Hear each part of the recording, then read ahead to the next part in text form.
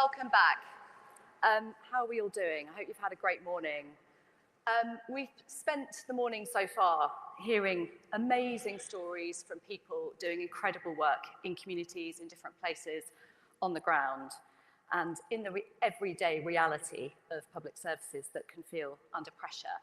But as I said in my opening remarks this morning, it does feel like national government is behind this work, perhaps more than ever before.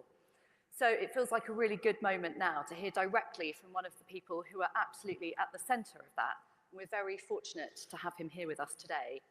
Steve Reed is the Secretary of State for Housing, Communities and Local Government. He's also a former council leader of Lambeth Council, where I was really privileged to work alongside him for about 4 years, supporting him to bring his cooperative council vision into reality. And I've seen a few familiar faces from the Lambeth days in the room today, which is really great to see. So it's actually exciting, I think, to see Steve in this role because it represents so much of what he is about politically, putting power right in the hands of communities and reforming the state to be more community-powered. Steve is a genuine, long-standing friend to local government and to the idea of community power, and I urge you again to have a look at his essay that he published with a New Local this morning if you haven't already seen it. But he's here with us now, and I'm really looking forward to hearing what he has to say about how he sees this agenda developing and also how national government can help. So please welcome to the stage Steve Reed.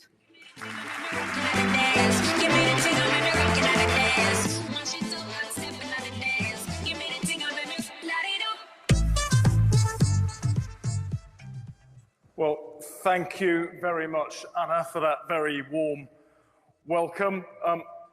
Anna and I used to work together in Lambeth, and we were developing models of co-production to reform and make local public services work better. So it's fantastic, Anna, to see you here leading that work nationally now at New Local. Now, we're meeting today in surroundings that remind us of our nation's incredible history, stretching back thousands of years.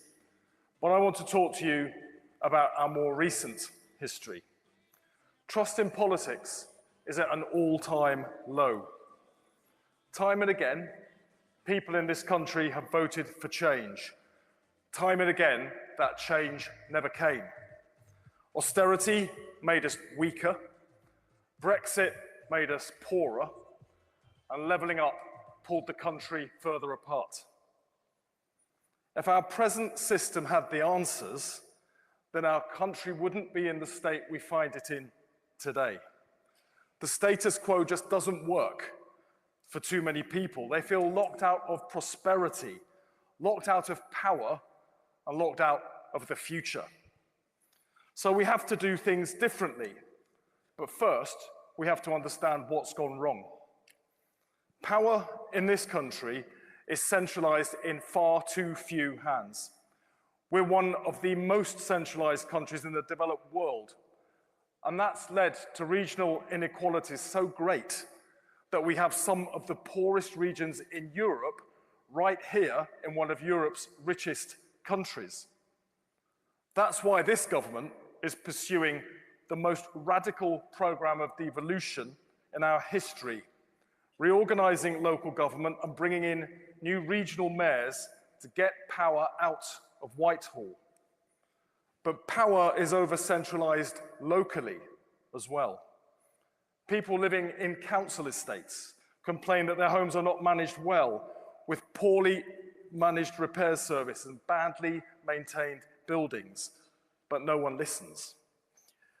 Parents are terrified for their kids' futures, with currently 1 in 6 young people not in employment, education, or training. Older people worry that the social care crisis means they'll never get the support they need to live independently for longer. The challenges we face are too big for the state to manage on its own, whether it's at the national or the local level. Where we see hope is where communities have found ways to help shape the answer for themselves. Now, back when I was a councillor, I helped a housing estate in Brixton set up a residence management organisation where their housing managers reported into an elected residents board and services have improved dramatically ever since.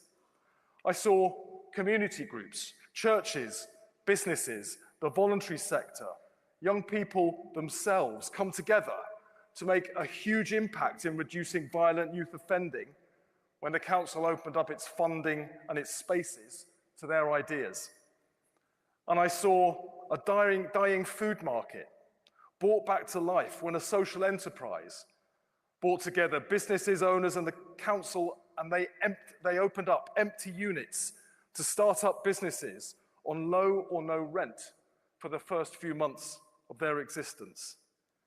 And this kind of community-led change is happening right across the country. Our future in Grimsby is supporting the local community to drive the regeneration of their own hometown, with the football club acting as the community anchor organisation. Camden's Centre of Relational Practice is putting human relationships right at the heart of service transformation. And Juno is a programme transforming care for looked after children in Liverpool because they shape the services for themselves. All of this is about strengthening communities and putting service users first. It's about shifting power down and out. Communities are full of insights, ideas, and creativity that can help shape a better world. The era of the top-down state has come to an end. We need a new vision of the state that's built around people and the communities that they are part of. What comes next must be so radical, it will reshape the way government works for good. We must integrate services more closely at the local level so that they work better for communities. We must pool budgets so they can be reprioritised based on local priorities, not priorities imposed from outside. And we must give communities the resources and support they need to play a bigger role in taking the decisions that affect them. This is how you build community power. And I know it's something nearly all of you here today will have championed for years. But now you have a government that's on your side. And here's what that looks like. Our Pride in Place programme provides up to £20 million each to nearly 300 of the poorest communities in the country. But it's local people, not politicians, who decide how every penny of that money gets spent. We're setting up community power pilots across the country. In 25 neighbourhoods, we're inviting councils, community groups, residents and local service users to come forward with their own ideas to improve or even to run them. We've set aside £15 million for the first wave of pilots, and I'm working closely with ministers right across government to welcome the most exciting new ideas for supporting young people, making communities safer, improving social housing, upgrading parks and green spaces, or whatever else the communities want to do to rip up the rule book. We're introducing place-based budgets, pilots, to test how far de-ring-fenced pooled budgets can break down Whitehall silos and give places the power to experiment in how they deliver better services. Total Place is back. I want communities to take more power for themselves. A new £60 million Community Right to Buy fund will support groups to take over and run pubs, clubs, community centres and sports halls. And this builds on the Community Right to Buy, which we've already put into law, so communities have the first right of refusal when community spaces come up for sale. And there's much further we can go in extending outcomes-focused commissioning as the default way we take decisions, supporting local service users to define what they want to achieve, then the intervention to make that happen, and even the organisation who will provide it.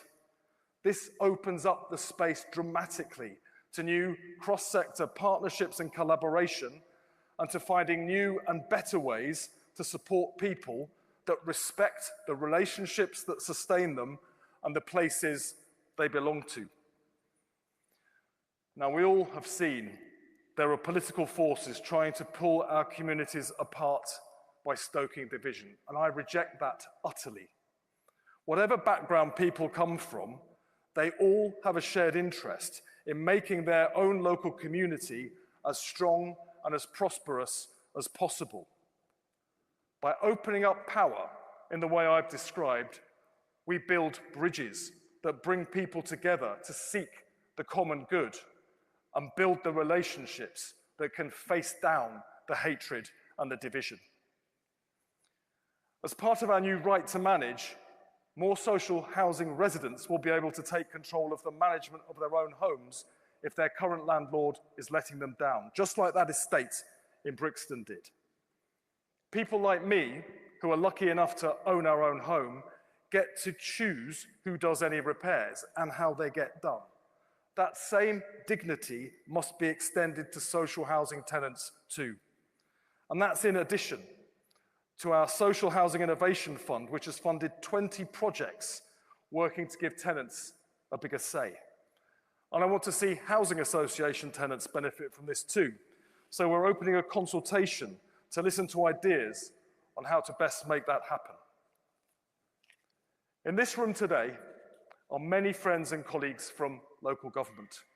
You are heroes on the front line and essential partners in this work.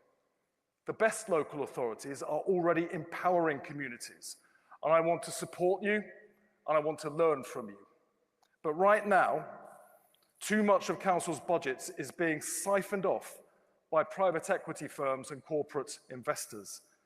It is, quite frankly, outrageous that in children's accommodation, the 15 biggest providers make an average operating profit of £45,000 for every child. It's pushing councils to the brink financially. I won't let this continue, and the government stands ready to impose local profit caps to end exploitative profiteering of this kind. And it's similar with temporary accommodation, where councils and taxpayers are being fleeced while families are forced into wholly inadequate housing. We will end the system where different parts of the public sector compete for the same housing, driving up costs for housing vulnerable people. The only people who benefit from this are profiteering landlords, and we will bring that to an end. We live in a country that is crying out for change. We don't just need a new page in our national story. It's time to start writing a whole new book. Change so bold and ambitious, it shakes the ground beneath our feet. You are the people who have been fighting for change, whether that's in local government, in business, in policy, or in the third sector. The people leading this work have had to battle against the system for too long. Battling to reclaim empty buildings from delinquent owners to turn them into something of value for the community. Battling to provide mental health services in a holistic way while being drowned in risk registers and bureaucratic reporting requirements. Battling to find funding to support essential activities while seeing money wasted all around you on priorities that are not those your community chose. Imagine how much more powerful your work would be if the system ran with you, not against you. And that is our agenda: to break the status quo and remake our public services and the local state around communities, to push power back to the front line, to build change you can feel in every community right up and down this country. If this is a revolution, then you are the revolutionaries. And together, we will rebuild our country by putting our communities in control. Thank you.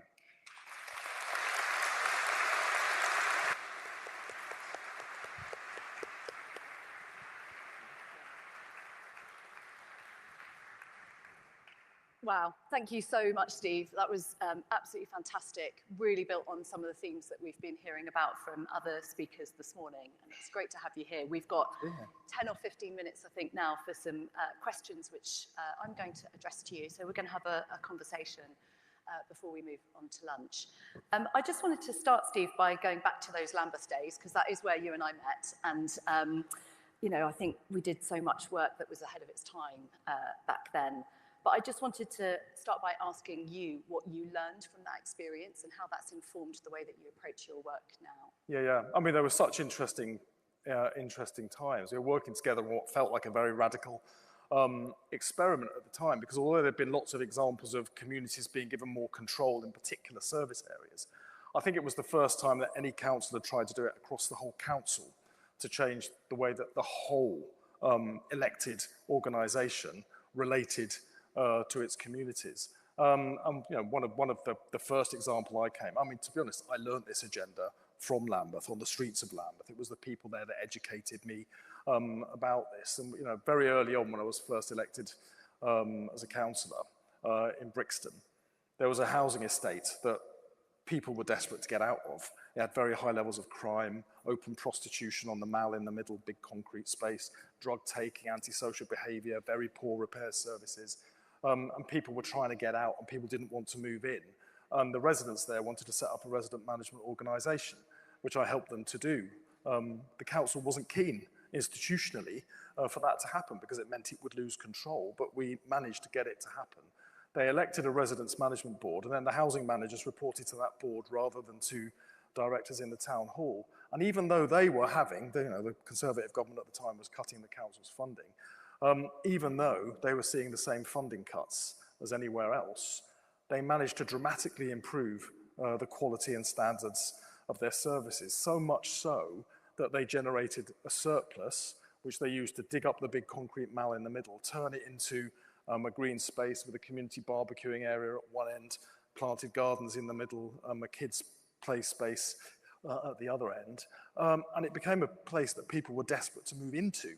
When you knocked on people's doors, they told you how much they loved living there. But the only thing that has changed was that the system was now responding to the people that lived there rather than through KPIs and performance management to directors in the town hall who didn't know that community as intimately as the people who lived there. So that told me a very profound thing, that if we open up our power to people, if we allow them to assert voice in ways that fit their capacity to do that, then public services improve. And we rolled it out across all sorts of other services, youth violence, community, energy, you name it. I think we tried it in the end. But experiments like that have been happening all over the country. And I felt, as I felt at the time, that was about a council catching up with its community. Today, I feel this is about a government catching up with its country, because all of you will understand exactly what I just described, because it's what you're working in. And it's just baffling why no government has understood it until now. But now we do, and we want to get behind you and help you to drive the change you've been leading even faster. But I learnt it on the streets of Brixton. Thank you. And I think, it's so interesting, isn't it, to think about that sort of origin story, where that learning, where those beliefs grew for you in your experience in Lambeth. And I'm just thinking back to Stronger Things last year. We had Georgia Gould here. She's had a very similar experience as former leader of Camden Council. And yet, lots of politicians at national level haven't had that experience in local government. How do you go about engaging some of your colleagues and peers in central government about this agenda and help them understand the things that you learned on the ground? Well, I think there's more of us that get it than you would think. So in my department, we've set up something called a place unit, which is operating cross government, across all departments, to bring together the different departments and make sure that we can work better at the level of the place. We've got a 10-year plan for health now that looks about how do you create a neighbourhood health service. Well, part of that is making access to those services available in your neighbourhood. Many places like Barnsley have already tried, put those services in the high street to get people going there. But it's also about how you integrate services better at the local level. Like, you can't really have a plan for health if it doesn't include housing, for instance, just to take one example, because so many of the issues of poor housing feed through into poor mental health and poor physical health as well. So you have to integrate at the local level. And then if you really want things to happen better at a local level, we have to de-ring fence the centrally determined budgets and allow them to be reprioritised locally, hence the place-based budgeting pilots that we're opening up now, learning from Total Place, which was an agenda the previous Labour government started pursuing at the very end of its life, but was not followed through by the Conservative governments that followed. But now we want to go back to that, but expand it much more widely. So I think there's more people that get this than you would think, but the way that I've found is the best way to communicate this kind of change isn't to stand up there and talk about relational practice or reciprocity. It's to shine a light on a human story and how that human being's life was transformed by services that were run differently. And what I've always found is that people who have experienced that shift from having no control to suddenly having a system that listens to you and responds to you is that they are so evangelical about it that their enthusiasm becomes infectious. And those are the stories we need to tell, because that is the best way to explain to people what it is we're trying to get to. So I'm not going to sit here and say we've got a new model of how to run the state and we're going to call it new public management like happened in the early 2000s. This is a movement that is happening all around the country that the government just has to get behind, take the barriers out of the way and just help you do more of it faster. Yeah, great, thank you. It's quite interesting, these debates about community powers can sometimes feel a bit binary. So sometimes it's, we think about it either as the state holding too much power and taking power away from the local state and giving it to communities. But actually what we've been hearing, I think, in some of the discussions this morning, and I was on a panel with my colleagues from Wigan over there just before this session, was the value of the collaboration and the relationships and the trust between people in the community and the council really getting alongside community leaders, community activists to support and enable them in their work and to put the various different resources of the organisation at their disposal. Yeah. Do you want to sort of expand on how you see the importance of that collaboration between the local state and the community? Yeah, well, collaboration and trust are very, very important in all of this. And in some ways, you're asking organisations, councils or other big public service providers to do something that is very counterintuitive. Because, if you get to a senior position in one of those organisations, it's because you know how to deliver a particular type of service. And you've got there by doing that well. So you haven't necessarily seen all the disjoints that you would see from the perspective of a community. So when you say to somebody who's got very senior in an organisation because they're really, really good, I'm sorry, you've got to let go of your power now and open it up to somebody else, that's frightening to them. And I think we have to understand that because they need to be supported on that journey as well. But what is even more frightening to me is that you've got people in communities with a desperate need for better support and a change in the way that they are respected, and it can't happen unless you change the organisation at the top. So it needs leaders of all kinds, politicians, service leaders, service champions, to come together and make the case together for this kind of change. And I think the most powerful way to persuade people is to point to examples of it doing really well. I mean, Wigan is a great example. They've had the Wigan deal for a very, very long time. And I'm a very big admirer of it. I was due to visit there this week, but unfortunately it's been delayed because there's a by-election happening somewhere around there. But I'm looking forward to going up and having a look what Wigan has been doing with the Wigan deal. But there are examples like that all around the country, but we have to shine a light on them and show people that is the way forward. But as I was saying in my speech, trust in politics is broken because so many promises have never materialised in the change that people want to see. And I think what politicians have to do now is not just get another set of politicians like me up on platforms like this saying, well, the other one's got it wrong, but you can trust me. That's not going to happen, not after so many letdowns. I think we have to invert that. Politicians now have to say, I trust you to get on with the job. You know your own life far better than I do. My job is to open up my power to you and share it so that we can deliver the change that you can drive in your own community. That is how we build a stronger country. You can't have a stronger country without stronger communities. We've got to put the power back in our communities to make that happen. Yeah, great, thank you. You mentioned in your remarks the community power pilots that you're launching. Do you want to just expand a little bit on what you would like to see happen through those pilots? Well, what we're looking for there, I said about shining a light on things that can make change happen differently. Of course, we've got many examples of that up and down the country already, but I wanted to open the door to more of them. So we've got several £1 million of funding available, I think £16 million.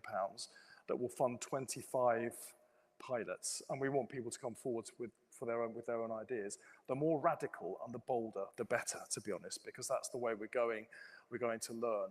And I described it as ripping up the rule book. That's what we need to do. If there is a different way to provide the outcome that you're trying to get, then let's hear it. And if that involves giving a bigger say to the people on the front line, providing the service and needing to use that service, then let's hear it, because we're going to back you to be as radical as you can be. Because if we don't take more risks, we don't open the space for innovation, and then we can never learn what works the best. So this is an opportunity to show what change can really, really look like. It's very different to what governments normally try to do. They try to impose national top-down approaches uniformly everywhere. I don't think that's how change happens. Change really happens by learning from what happens in different circumstances and then sharing that learning together. So this is really just to seed some radical change that we can all see real time. What happens if you do it this way? How can you make it better? And even if things don't always go right, we can learn from that as well. But if we don't experiment, we can never learn. Yeah, and just to say that some of the themes that Steve's picking up there are in the sessions later on this afternoon. So we have got a session on the total place-style, place-based budget pilots with some local partners who are part of that. And we've also got a session on the importance of learning and how learning can help engender change and culture change. Steve, you published a really interesting and thoughtful paper with New Local this morning, which I really enjoyed reading. I thought it kind of laid some sort of deeper intellectual foundations for some of the things that you've talked about here today. It also helps us, I think, locate some of the policy announcements that you and others across government have been making in that sort of deeper narrative about why this stuff matters and why this stuff matters now. You talked in that paper about national government really backing and getting behind local pioneers. And I really appreciate the fact that you've reiterated in your remarks today the fact that so much good work is going on in places, and places are really innovating. They're responding to the challenges they face in really creative ways alongside their communities. You've also said that there are lots of backers for this in national government, and you've got your place unit to help coordinate policy. What else would you like to see happen across national government to support and enable this work to grow? Well, I mean, we are involved as a government in trying to get power out from Whitehall. You can't do it all at once because the system would fall over. So you've got to do it incrementally. So we are embarking on the biggest program of devolution this country's seen. So you see mayors in various parts of the country now. We want to roll that out more widely. We're restructuring local government because where you've already got two-tier local government like districts and counties and then a mayor, 3 tiers of local government is probably at least one too many. So we're trying to streamline that. So there are fewer. It eliminates duplication and that makes more money available for the front line. But underneath that, we need a new thoroughgoing model of localism or community empowerment that puts power directly into people's hands. I think if you look at that broken trust, it's because people see the current system isn't working. One of the prisms, it's very interesting. We're rolling out up nearly 300 Pride in Place pilots, getting £20 million each, with the community led by a community board, choosing how that money gets spent. The first wave that we've got back where they're choosing what they want to spend it on, 70% of it involved in some way the high street. And that's because the high street has become a prism through which people perceive the failure of politics. And I think it's actually an emotional reaction. People remember 10, 20, 30 years ago, their high street was a vibrant, buzzy place where you'd go, meet friends, do shopping, socialize. It was a place that was the heart of your community and you were proud of it and it said something about who you were. Today you go there, it's boarded up, it's shuttered, it's full of graffiti, the shops have closed down, streams of really non-productive shops you don't really want to see there, whether that's vape shops or barbers that never seem to be cutting anybody's hair. It just says to people, this place is becoming derelict, I am becoming derelict, my community doesn't matter, no one is listening to me. And I think that's what they're saying when they're looking at high streets. And the system at all levels has failed if it's allowed that to happen. So I think we need to open up the insight that people have about their own local area and use that to drive change. Now, high streets is one aspect of that. You can't really fix high streets if you're not going to really change the way the economy works, because too many regions of our country don't have access to a fair share of the wealth of the country, and too many people in our communities also don't have access to a fair share of the wealth of the country. So there's a lot of macro that the government needs to change, but the micro has to shift with it to give people more control and discretion over the things that they see around them. NEETs is another thing that's been in the news recently as well, particularly where we're facing a situation where 1 in 6 young people is not in employment, education or training. That's devastating for them. It's terrifying for their parents as well. But when in New Zealand and the Netherlands, they saw a similar problem happening on that kind of scale, they localized the decision making. They took it back down to the level of communities, because it is the local community and their elected representatives working together that understand what's going wrong in the school. They identify the problems or the family where that child is coming off from, what the local employment situation is and what jobs the investment is heading towards in the future, and how you then link that young person with the opportunities through skills and training that will get them into work. So again, localizing it seems to me the way through, something that we talk about as a national problem, but actually the answers are in our communities. Yeah. And just a quick plug for one of the panel sessions after lunch, which is about the total place style budget pilots. We're going to be joined by a colleague from Walsall Council who's going to talk about exactly that. He's a former vice principal of a further education college, and he's going to share his insights into how the system doesn't currently work to support more vulnerable young people who end up, on that path towards being NEETs. And then we're going to have a discussion about how the system can collaborate differently to change the support that's on offer. Steve, one more question for you before I let you go. I started off by saying this morning that New Local intends to really push its thinking and support those of you that want to think about where is this agenda going in the future? How do we really embed these principles of community-powered public service reform and community-powered ways of working in how the whole state works locally?